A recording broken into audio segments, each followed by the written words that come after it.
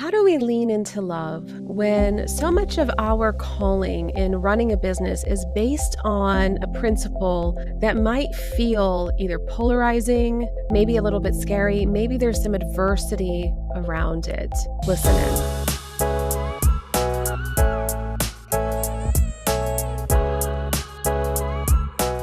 Welcome to the Hello You Show. My name is Jessica Rice, and I'm your host. If this is your first time here, this is an episode that's maybe a little bit different than some of my other ones, but I felt like it was really important to discuss some of the events that took place over the last week with Charlie Kirk's passing, as well as how that impacts us as business owners, as faith-driven entrepreneurs, as those who feel aligned in our mission to something that's a higher calling, a purpose, a passion. And this is something that comes up for me quite often because as someone who spent 15 plus years in corporate, I did a really good job of pushing down parts of my life, parts of myself, so that I could continue to rise up in corporate and relatively feel unscathed. And I knew other people who were a little bit more outspoken in some of their beliefs, but I still struggled. I wanted to take the happy path. I wanted to take the path of least resistance. I wanted to just continue on my journey without having to necessarily let anyone in on any of my life and feel like I could just rise up without any controversy. The older I get, the more I realize, especially as a business owner, that this is no longer the case. And as much as I think many business owners, especially on the corporate side of things, have really tried to remain neutral, it's starting to feel like there's a side that people are picking.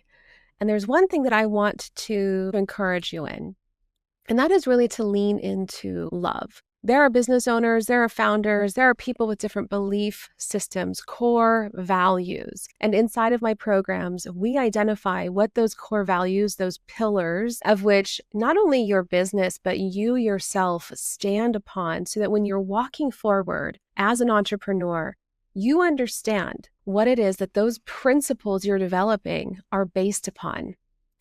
Now, for me, I really had to dig deep and do some deep soul work in terms of what those pillars were for me. And did I feel comfortable standing on them loudly, publicly, in a way that potentially could bring me some backlash? And I spent so many years trying to hide, trying to be a chameleon, trying to fit in. And here's why.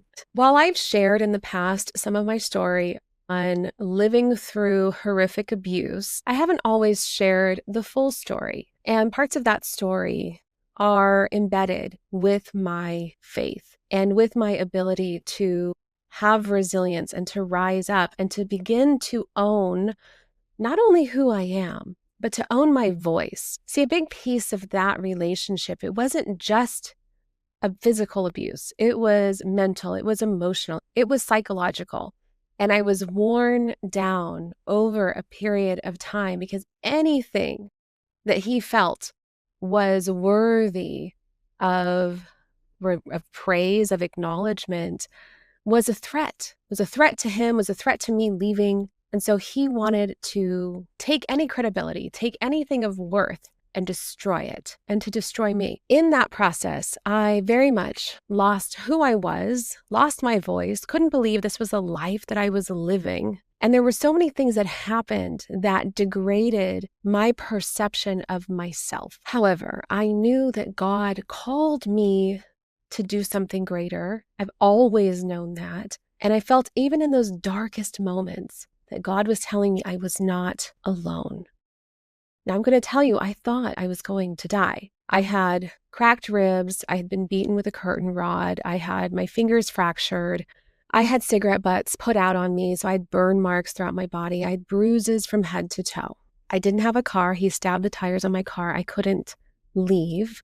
I was monitored inside of our house, and eventually I couldn't even go to work anymore. So I was just a prisoner held captive inside of a little house that we had rented out in Carmel, which was about 30 to 40 minutes away from where my family was. And so I felt very alone. I felt very isolated, and I felt terrified. because my entire existence was reliant on this individual, the highs, the lows, how happy they were, whether they felt pleased enough. And I forgot how to fight back. So I've always been a bit of a fighter. I've always been insecure. I've always been quiet. But I was raised also to be a fighter, to stand up for what was right and against what was wrong. And I did that for a time until I didn't. See, I was raised by a father who's a German immigrant. He was a Marine. He fought in Vietnam. And then he was a corrections officer after that. And he taught me many things in my life, and I'm forever grateful. And then I was also raised by a mom who was in a horrific accident when she was 10, lost both of her parents.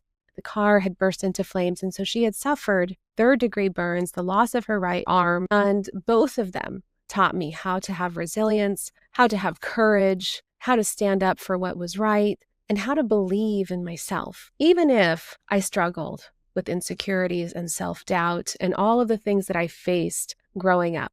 Those were things that my boyfriend at the time didn't understand the strength that my family brought me, and he didn't understand the inner strength that carried through me based upon their love, their teachings, and the faith that had been instilled in me at a young age. All of those things were what enabled me to finally escape, flee on foot, barefoot, hide in my neighbor's yard. I was actually talking to my father last night. I was talking to him about forgiveness. We were talking about Charlie Kirk. We were talking about his wife in the memorial service. And when she said those words, and this young man, I forgive him. See, I forgave my ex a long time ago, even though I lived in fear of retaliation for many years based on threats that he had given me on if I ever left, he would come and find me and kill all of my family. That never happened. And I started to realize that the veil of fear that he had enshrouded me with was all a facade to make him seem more powerful. And once I started to recognize that, I could see him for what he truly was: weak, terrified, insecure, all of the things that I never could see before.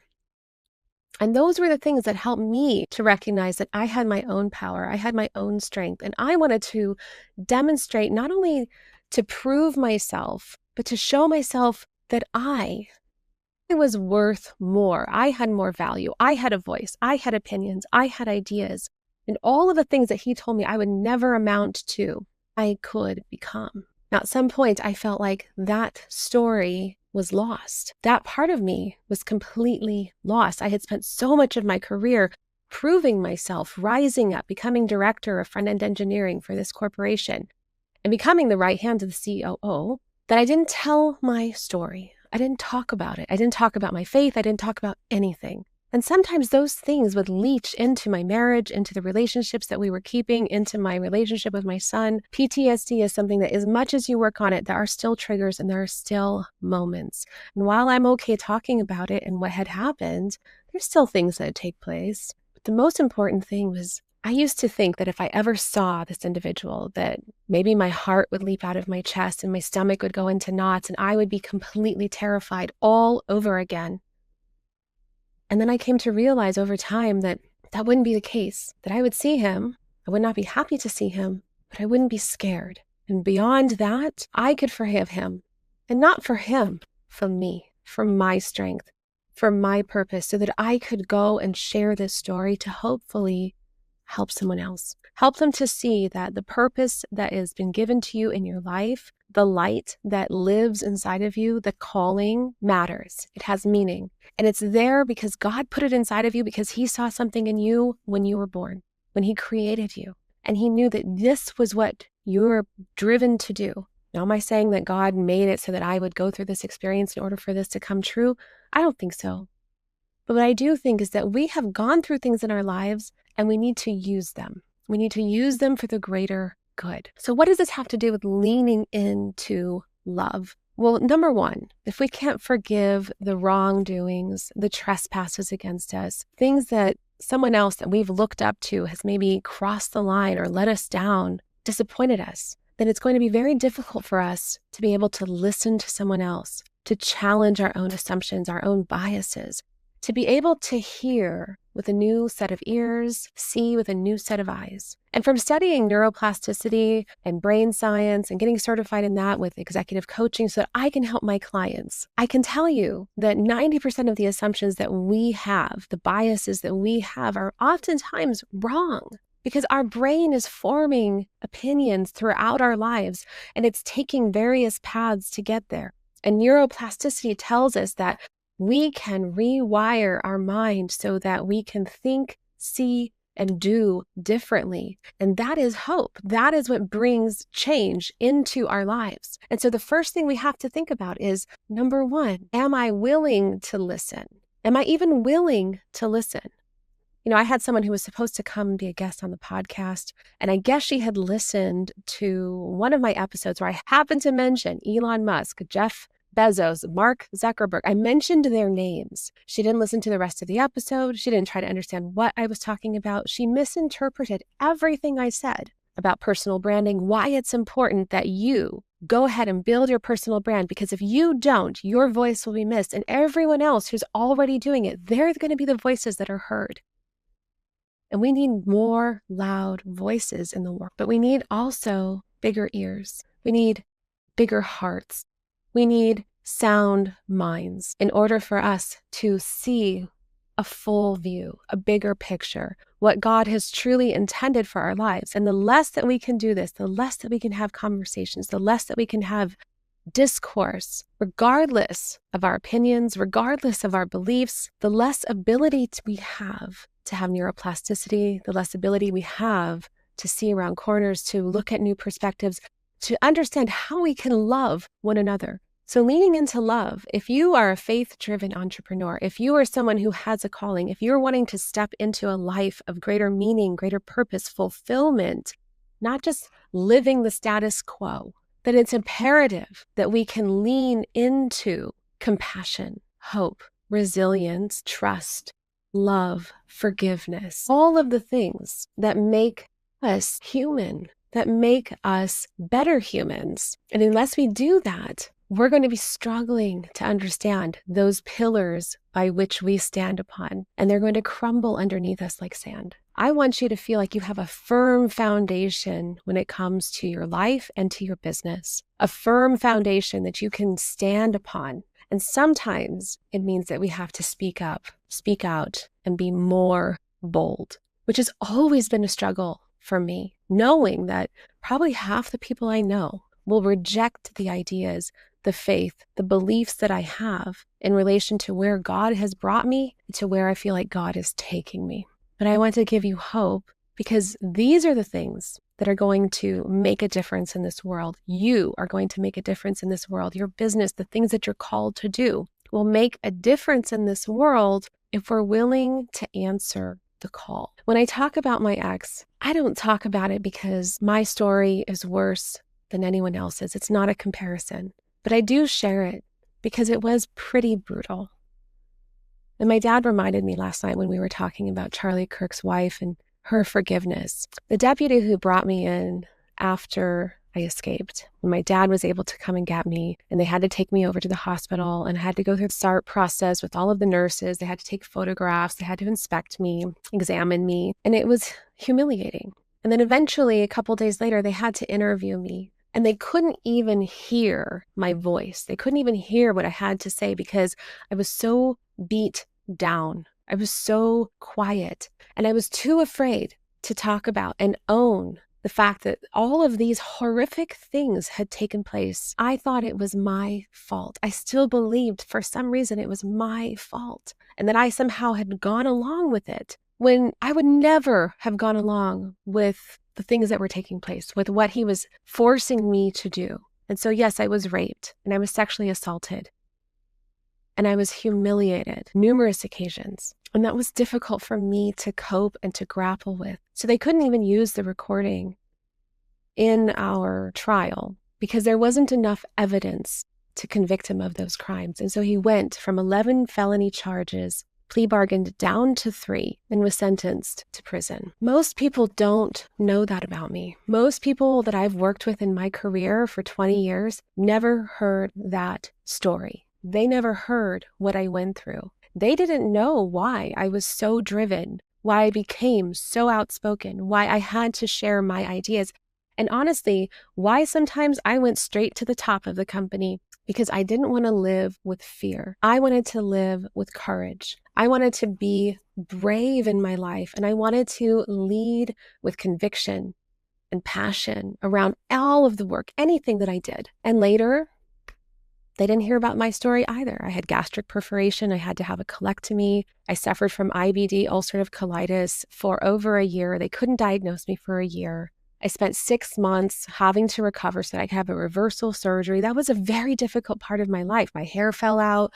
I felt the most unattractive person. My boyfriend at the time, now husband, we had just moved in together.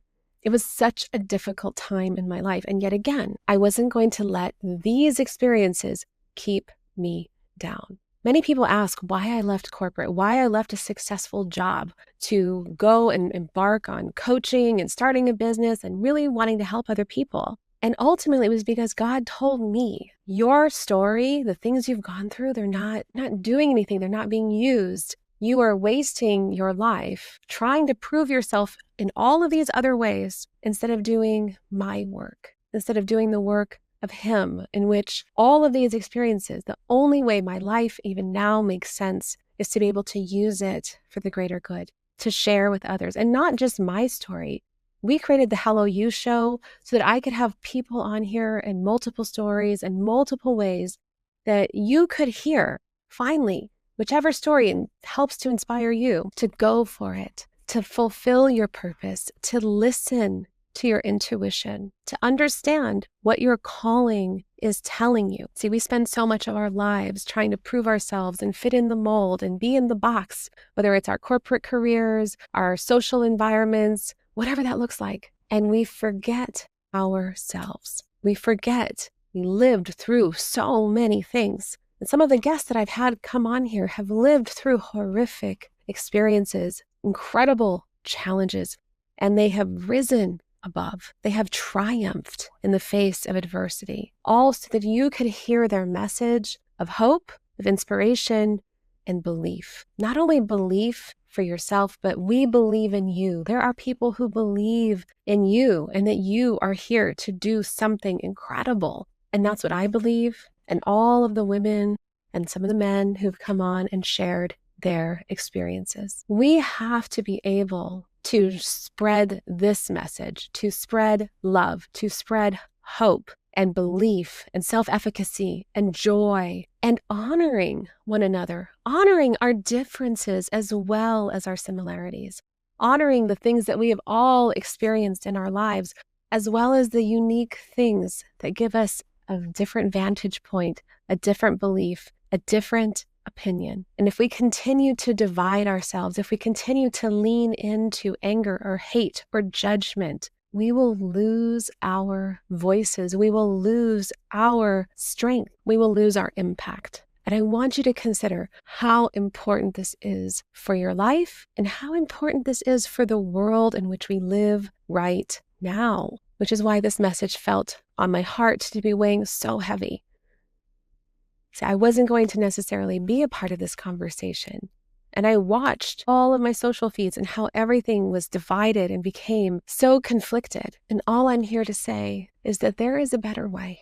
It doesn't mean that one side's right and the other side's wrong and that you're wrong and I'm right. It means that together we are stronger than when we're apart. Together we can overcome more. Together we can strive for greatness. Together we can share love, hope, and meaning. And that's what this message is here about today. If you're looking for ways where you can tell your story, join all the aspects of your life, create a life of greater meaning and purpose, and grow and thrive as a business owner, as a founder, as someone who has a greater calling, then number one, I'd love for you to reach out. I'd love to connect with you, speak with you about what it is that you're looking to create in your life, where it is that you're headed, what's the direction, what's the thing that weighs on you the most every single day, and what's the greatest challenge that you're facing.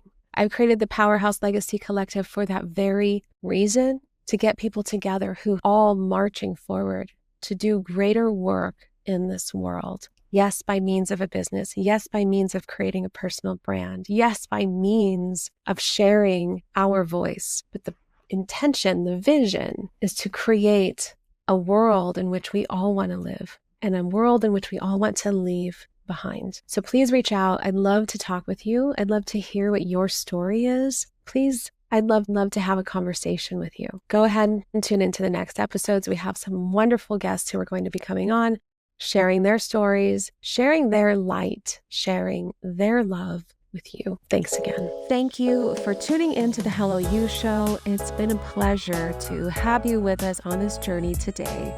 If you found value in our conversation and want to support the show, please take a moment to like, follow, and subscribe so you never miss an episode. We'd also deeply appreciate it if you could leave us a review. Your feedback not only helps us grow, but also enables others seeking inspiration and authenticity to discover our community. Until next time, keep embracing your story with purpose.